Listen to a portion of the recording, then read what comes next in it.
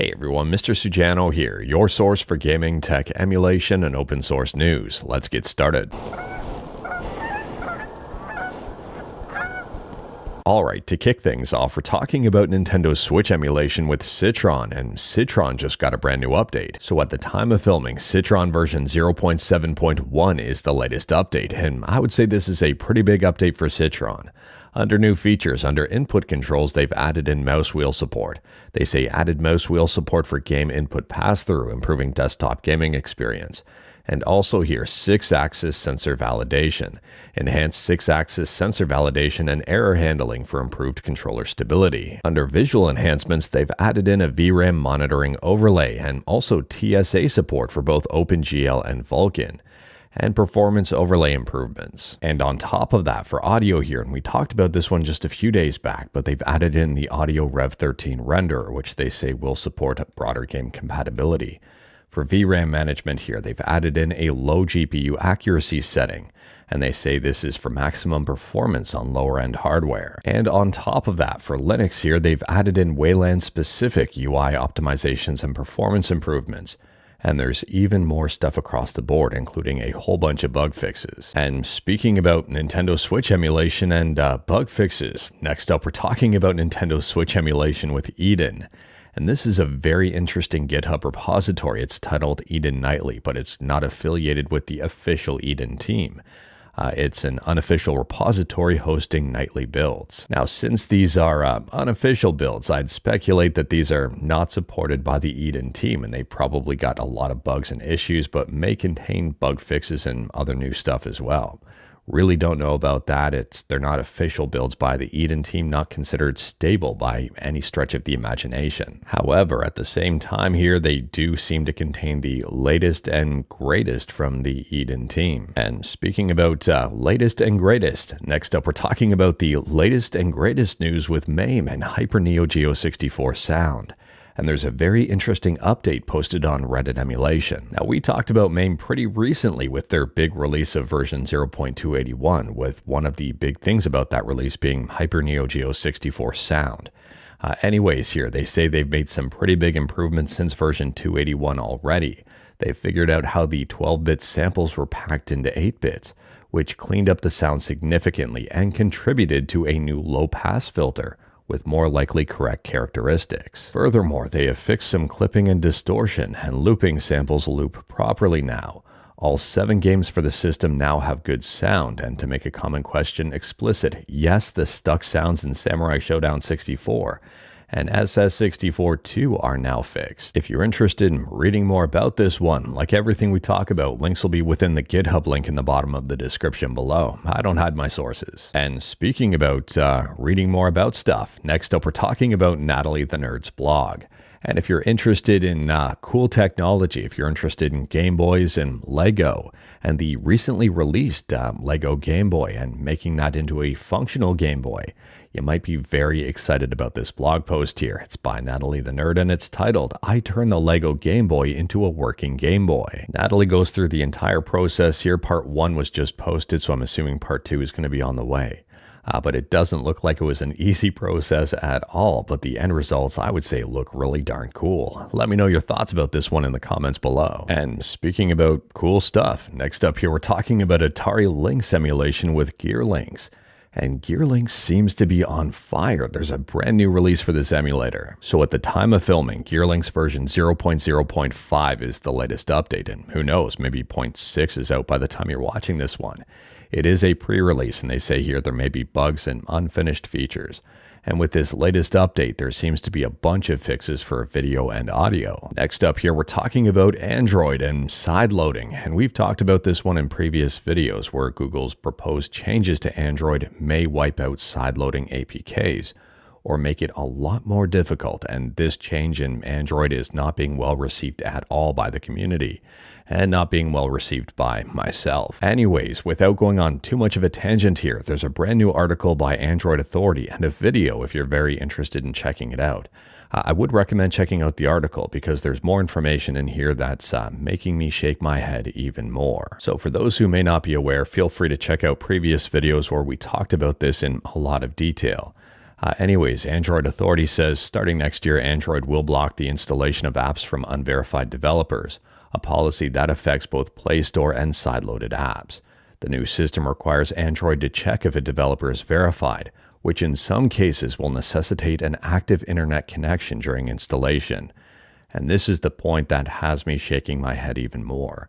Hobbyist developers can get a free account, but will face strict distribution limits, requiring them to manually authorize each device installing their app. Now for reference, here was the initial paragraph from Google, right on the Google blog here, the Android developers blog, and this is from back in August, the big announcement.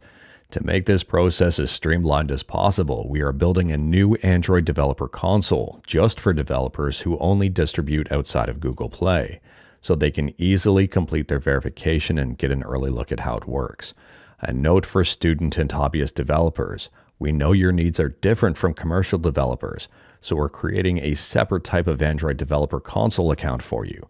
They didn't mention that installing this for more than 1 or 2 people is probably going to be a headache. It seems as if with time more details are being released, and maybe there's a good reason Google never said this.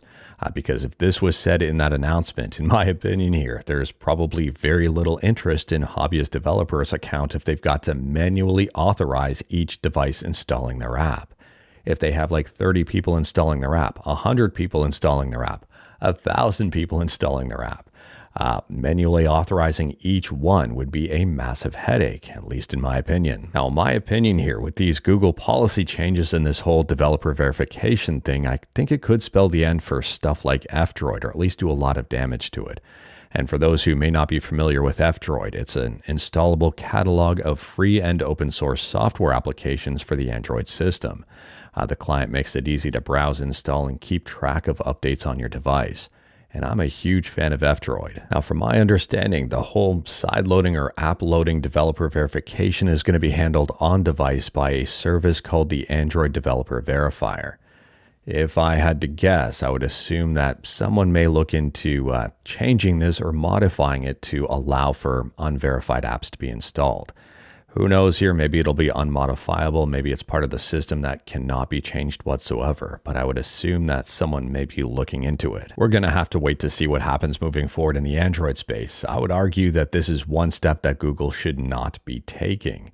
I'm curious to see what developers stay, what developers leave, what apps just completely disappear overall, and if custom versions of Android start becoming more popular again. And speaking about Android, next up we're talking about custom Adreno drivers, and version 25.3.0 revision 10 has just been released, and this is based on Mesa main source version 25.3.0.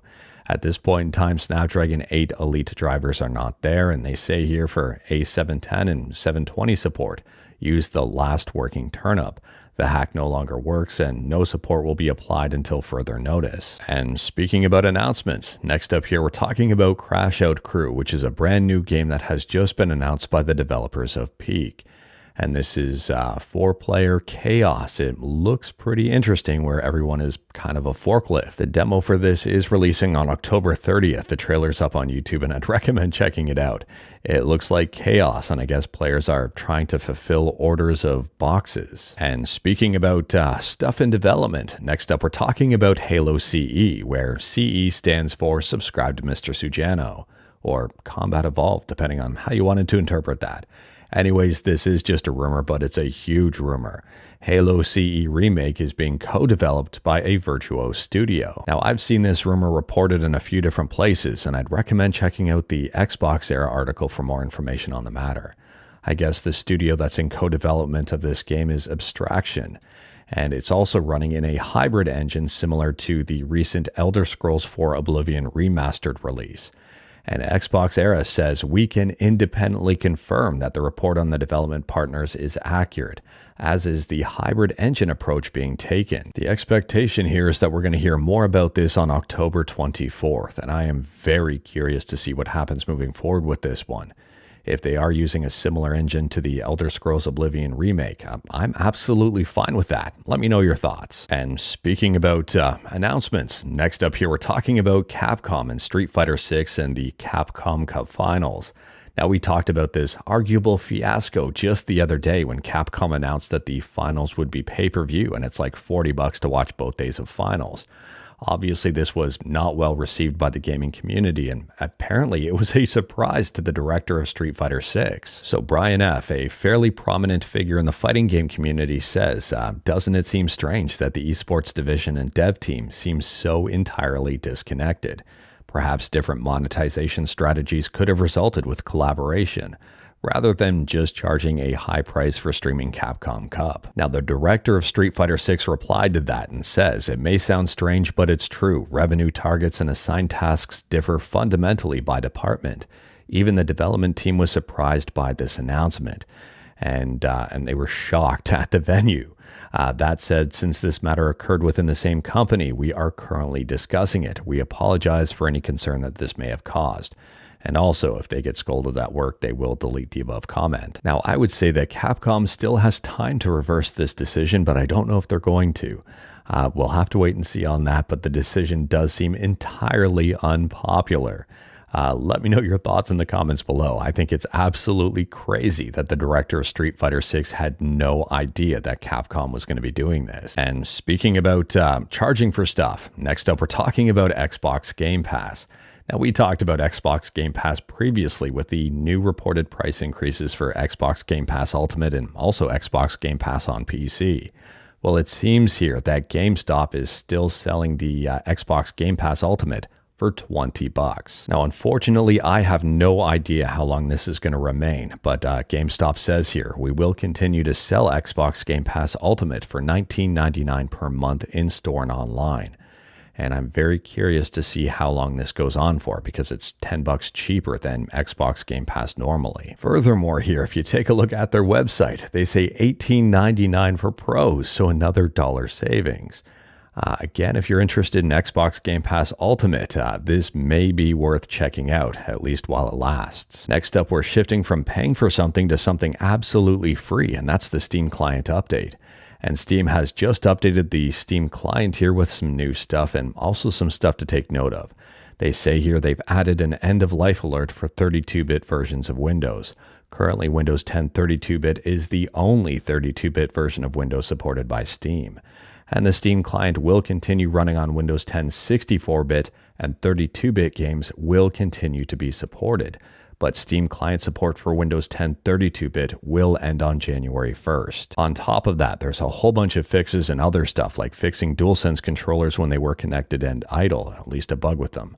And they've also added support for dual gyros when using Nintendo Switch Joy-Cons in combined mode. Next up, we're shifting from software to hardware and talking about a very interesting article over on Tom's Hardware about an interesting piece of hardware. It's titled, Nvidia's 16-pin time bomb could be defused by this $95 gadget. Ampinel offers load balancing that Nvidia forgot to include. I'd recommend checking out this article for more information on the matter, especially if you've got an Nvidia GPU. Apparently here, the Ampinel features a 6-channel load balancer that utilizes a microcontroller to continuously monitor the 6 12-volt power lines inside the 16-pin power connector and regulate the current flow in real time. That is really interesting overall, and I'm wondering if this will save some of those GPUs. And speaking about Nvidia, next up here, we're talking about GeForce Now. If you're a fan of GeForce Now, you might be a fan that 17 games are headed to the cloud in October for a spooky good time. This is right up on Nvidia.com, and there are some pretty heavy hitters here like Battlefield 6. On top of that, there's Little Nightmares 3, King of Meat, and wow, those are huge. Can I get rid of those things? There we go.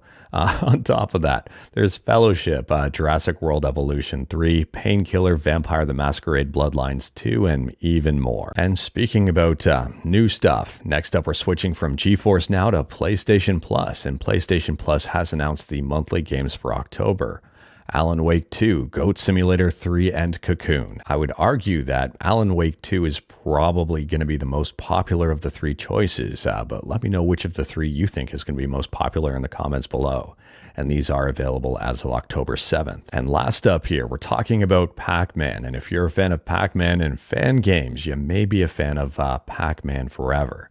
This is a game over on itch.io here, and they say, if you ever wanted to play Pac Man Forever, well, now you can.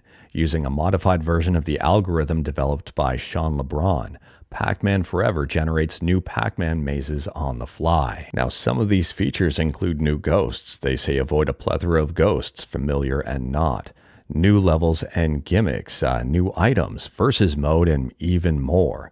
And this is available for Windows and Linux. But anyways, that is all I've got for you in this one. Straight to the point, all stuff and no fluff. The legendary One Fluff right now is cuddling with Mrs. Sujano, and I'm not about to pull her off Mrs. Sujano's lap. We talked about a bunch today. Feel free to discuss anything we talked about in the comments below. If you like this video, leave a like.